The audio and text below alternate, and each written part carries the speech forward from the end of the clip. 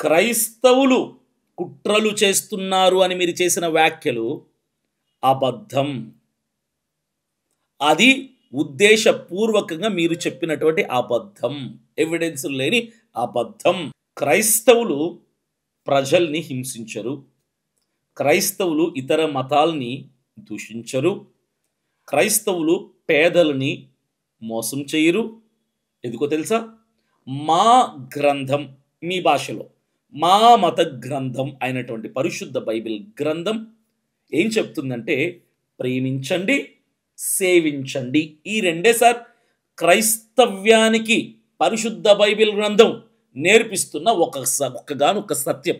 మత మార్పిడులతో మోసం చేస్తున్నారు అని క్రైస్తవుల మీద ఎవరైనా తప్పుడు వ్యాఖ్యలు చేస్తున్నారో ఆ పనికి మాలిన వెధవ సన్నాసులందరికీ ఒక్కటే చెప్తున్నా, మా మతం అమ్ముకునేది కాదు, డబ్బిచ్చి ఇతరుల్ని మాలోకి కొనుక్కునేది కాదు.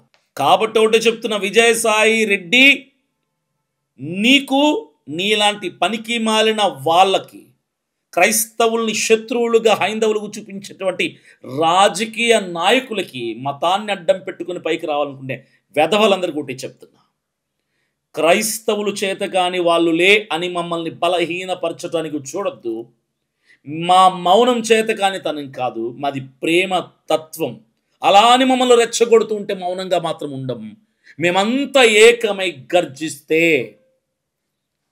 భయపడి పారిపోవాల్సింది మీరే. చివరికి మమ్మల్ని భయపెట్టడం అసాధ్యం. మా క్రైస్తవులందరినీ కులాల పేరిట, మతాల పేరిట విభజించటం అసంభవం. మా క్రైస్తవులు అందరం ఐక్యతగా ఉంటాం, ఏకముగా ఉంటాం. సమస్య వస్తే ఎన్ని డినామినేషన్లు మాకున్నా అన్ని డినామినేషన్ల వాళ్ళము, క్రీస్తు రక్తములో కడగబడిన మేమంతా ఒక్క కుటుంబం అని ఒక్కటిగా నిలబడతాం. భారతదేశం కేవలం ఒక్క మతానికి చెందింది కాదు.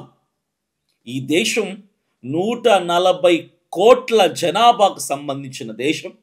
ఇక్కడ కుల మత వర్ణ వర్గ భేదమేది లేకుండా అన్ని మతాల విశ్వాసాలు కలిగిన వాళ్ళు కలగలిపి అన్నదమ్ముళ్లాగా హిందూ, ముస్లిం, క్రిస్టియన్ బాయి బాయి అని బ్రతకాల్సినటువంటి ఒక్క దేశం.